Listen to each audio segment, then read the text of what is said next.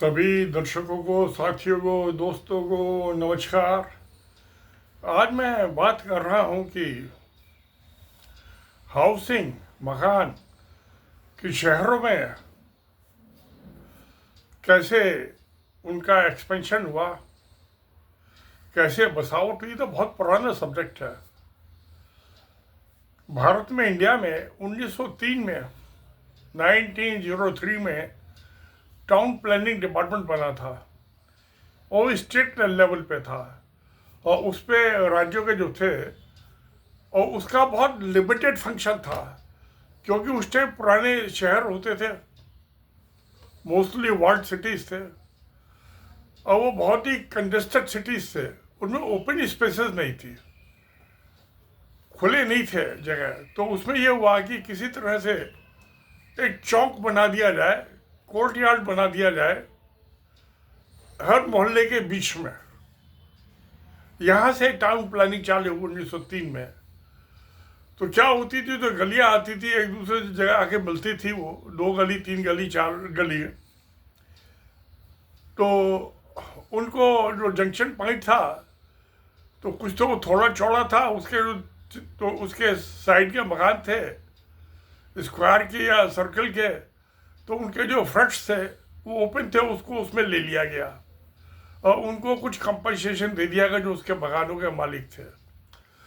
तो वो चौक बन गया। वहाँ हमारे मोहल्ला शीश महल में भी चौक था, वो ऐसे ही बना था 1903 का जो टाउन प्लानिंग में था। उसके बाद जो था कोई ऐसा मेजर चेंज नहीं हुआ। ये कैंटोनमेंट सिटीज तो बने थे।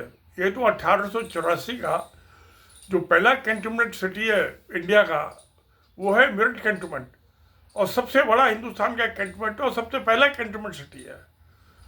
तो वो कैंटोनमेंट सिटी होते, मिलिट्री टाउन्स होते थे वो, उसकी बात अलग है, क्योंकि उसमें ओपन फील्ड होता था फौजियों के एक्सरसाइज करने के लिए, प्रैक्टिस करने के लिए, गन फायर करने के लिए और उनके रहने के लिए भी। सिपाही वो तो बैरक टाइप होती थी, ऑफिसर के लिए बंगले होते थे, कमीशन ऑफिसर्स के लिए। वहाँ खूब ओपन स्पेस थी और घोड़े पे सुबह को घूम के आना, बैठ के तो कंपनी बाग, माल रोड बनी सब में, वहाँ घोड़े पे चल के एक्सरसाइज करने के लिए वो भी थी, वो जगह बनी थी। वो जो सिटी थे, सिविलियन एरिया था, उसमें नहीं था ये सब सुविधाएं। तो जब चला मगा उसके बाद जब ये म्यूनसिपल एक्ट आया 1911, सबसे पहले पंजाब म्यूनसिपल एक्ट आया। उसके बाद 1916 में यूपी म्यूनसिपल एक्ट 1916 में आया। तो उसमें क्या हो, जब म्यूनसिपलिटी बॉडी बनी, इलेक्टेड बॉडी, और उनके ऑफिस भी बने, तो वो जो सिटी की जो वार्ड सिटी होती थी, उसके आउटर फ्रिज पे वहाँ टाउन हॉल बने, उसके चारों ओपन गार्डन भी बना दिए गए और वहीं पे आउटर पोर्शन में उनके ऑफिस बनाए गए। म्यूनसिपलिटी को टैक्स दे के आना है, कोई पानी की सप्लाई का बिल जमा करके आना है, कोई भी, तो उसको शहर के जैसा आदमी को, शहर के बासिंदों को ज़्यादा दूर ना जाना पड़े। तो 1912 के बाद ये आया। उसके बाद जब 1947 में इंडिया और पाकिस्तान का डिवीजन हुआ, पंजाब का बंगाल का डिवीजन हुआ, इंडिया पाकिस्तान का कहाँ डिवीजन, कोई नहीं हुआ, इंडिया का कोई डिवीजन नहीं हुआ। तो वो जो था 60 लाख रेफ्यूजी पाकिस्तान से हिंदू जो थे इंडिया माइग्रेट किए और 40 लाख मुस्लिम जो थे इंडिया जो में आता था उससे पाकिस्तान में माइग्रेट। उनके रिहेबिलिटेशन के लिए रिहेबिलिटेशन डिपार्टमेंट बनाए गए और लैंड एंड डेवलपमेंट ऑर्गेनाइजेशन बनाए गए, LNDO। तो जमीनें एक्वायर करके उनको बसाने के लिए रेफ्यूजीज को नए शहर, जो पुराने शहर के आसपास की जमीन थी, उसमें वो डेवलपमेंट हुआ।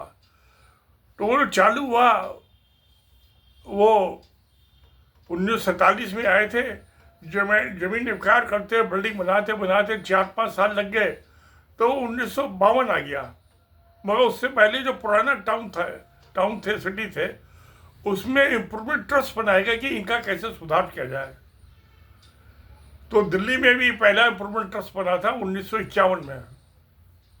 अजमेर में भी बना था इम्प्रूवमेंट 1951। दिल्ली अजमेर एक ही होती थी ब्रिटिश कॉलोनी, बाकी तो सब तो रजवाड़े थे राजस्थान में। ऐसे एजुकेशन बोर्ड था, दिल्ली अजमेर एजुकेशन बोर्ड होता था। आज भी किसी को पुराने सर्टिफिकेट खो जाए और 10वीं क्लास के या 12वीं क्लास पास के, तो उन्हें अजमेर में जाना पड़ता है बोर्ड का, क्योंकि उसका बोर्ड का ऑफिस जो था अजमेर में था, दिल्ली में नहीं था, क्योंकि दिल्ली तो पंजाब का हिस्सा था उस जमाने में। तो दिल्ली वालों को अजमेर बोर्ड जाना पड़ता था सर्टिफिकेट बनवाने के लिए। और आज भी किसी को पुराना सर्टिफिकेट बनवाना है तो वहीं जाना पड़ेगा अजमेर।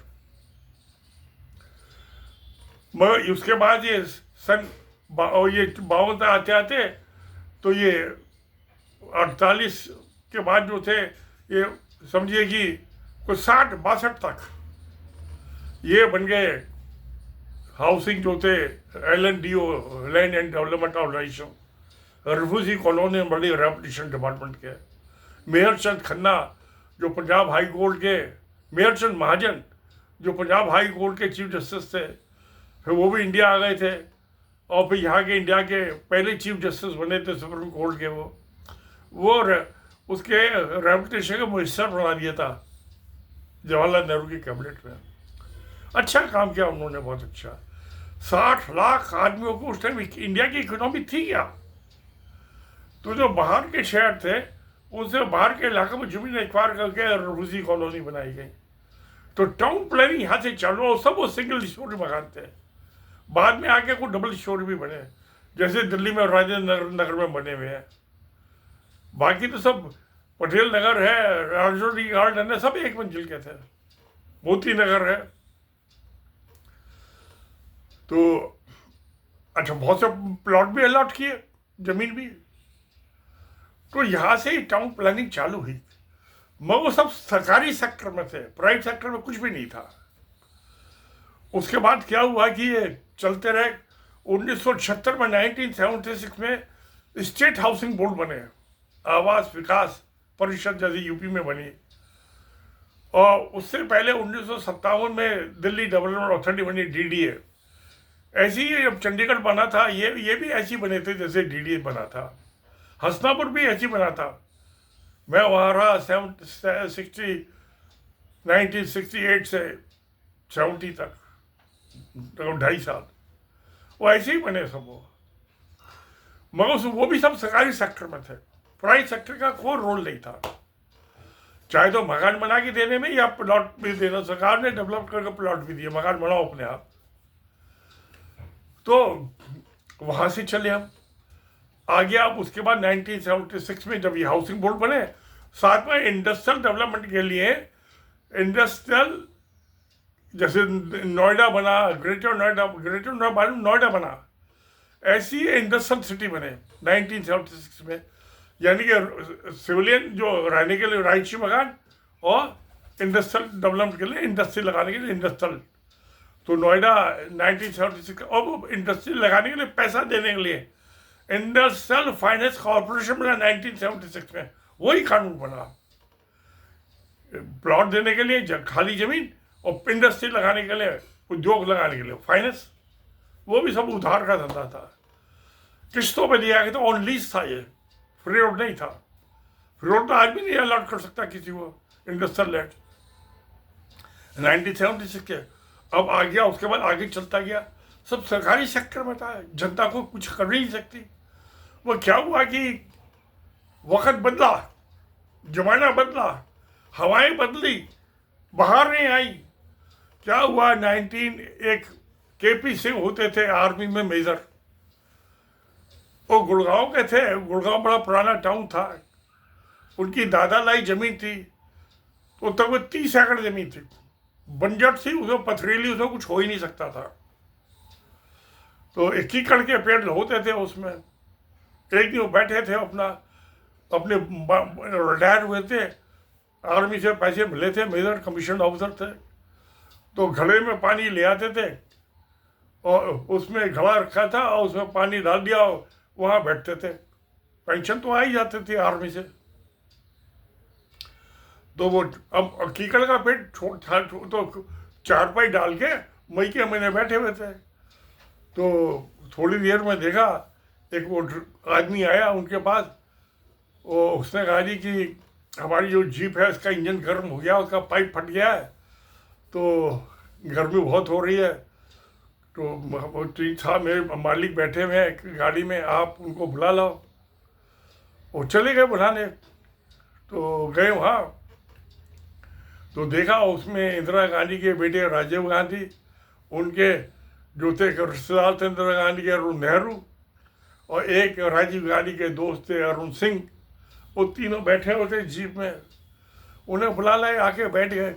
बातचीत चालू हुई कि भाई आपकी, कहते ये मेरी ज़मीन है, ये मेरे बाबा दादा लाई ज़मीन है, पर इसमें कुछ होता तो है नहीं, कुछ खेती तो हो नहीं सकती इसमें।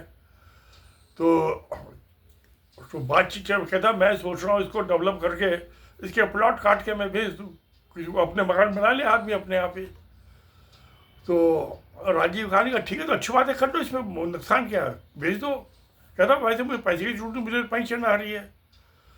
तो कहते कोई नहीं, आप कर लो, इसमें क्या बात है।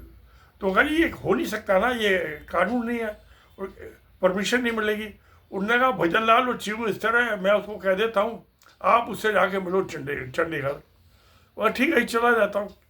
वो चंडीगढ़ गए, तो भजन लाल ने कहा भाई मैं स्टेट का हरियाणा का चीफ मिनिस्टर हूँ, ये सेंट्रल का कानून है, मुझे स्टेट गवर्नमेंट की अथॉरिटी नहीं है, सेंट्रल का कानून बदलेगा तो फिर ये हम बदल सकते हैं इसको। तो उन्होंने कहा ठीक है जी। वो फिर राजीव गांधी का उन्होंने कहा आप मेरे से मिलने आ जाओ। तो वो गए मिलने। तो फिर उन्होंने इंदिरा गांधी से बात की अपनी माँ से, वो पायलट थे उस जमाने में इंडियन एयरलाइंस में। तो उन्होंने कहा ठीक है, मैं कैबिनेट में करती हूँ बातचीत कुछ कि प्राइवेट सेक्टर भी इसमें आ जाए। तो अब उनको पता था कि जो अर्बन डेवलपमेंट का मिनिस्टर है ये जिद्दी आदमी है, एक और मिनिस्टर जिसको अपोज करेंगे, ये दोनों सोशलिस्ट किस्म के आदमी हैं। तो उन्होंने उनका ये होता था यशपाल कपूर से कहलवा दिया कि आप आज कैबिनेट की मीटिंग में मत आना। अब वो समझ गए कि प्रधानमंत्री का ऑर्डर तो नहीं गए, तो कैबिनेट से वो रेजोल्यूशन पास हो गया और प्राइवेट सेक्टर का वो 1982 में वो चालू हो गया। तो उसमें उन्होंने कहा कि अब वो भजन लाल ने कहा भी ऐसा ये तो ठीक है भैया, आप बहुत गरीब आदमी है, तो सब आप जो 200 गज के प्लॉट दे रहे हो और 500 गज के दे रहे हो, 1000 गज का, तो भाई गरीब आदमी तो ले नहीं सकता है।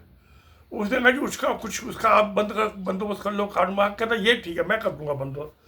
तो कहा भाई 15%, 15% चाहे तो आपको प्लॉट दो, किसी को बेचो, जितने आपने 1000 प्लॉट बेचे तो 150 प्लॉट आपको गरीब आदमी को देने पड़ेंगे, और चाहे मकान बना के तो उसका भी 15,000, आपने फ्लैट बनाए तो 150 प्लॉट गरीब आदमी को देने पड़ेंगे।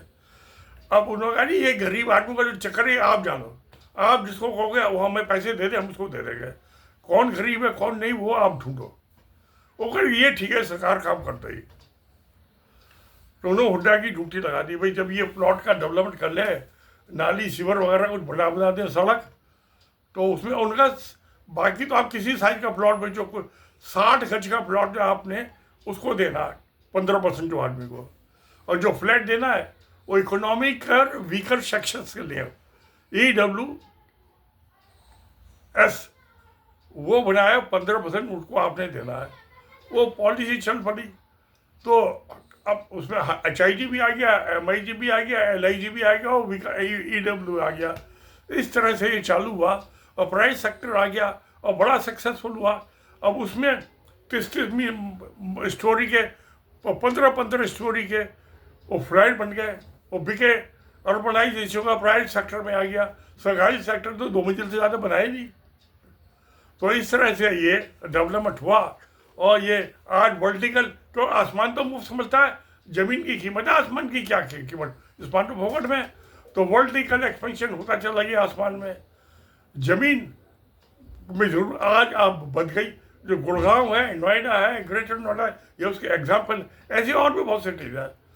तो दोस्तों आपको कैसा, आपका क्या ख्याल है आसपास? ये मेरी किताब है smart cities and future villages, smart cities and villages future civilisation. उसमें मैंने इन सब बातों का जिक्र किया। गो वर्टिकल, होल्ड सेंटर, जमीन खाली छोड़ दो, उसमें जंगल उगा दो, जंगल उगा दो, तो ये कोरोना वगैरह सब खत्म हो जाएंगे। तो सत्यमेव जयते। नमस्कार, धन्यवाद।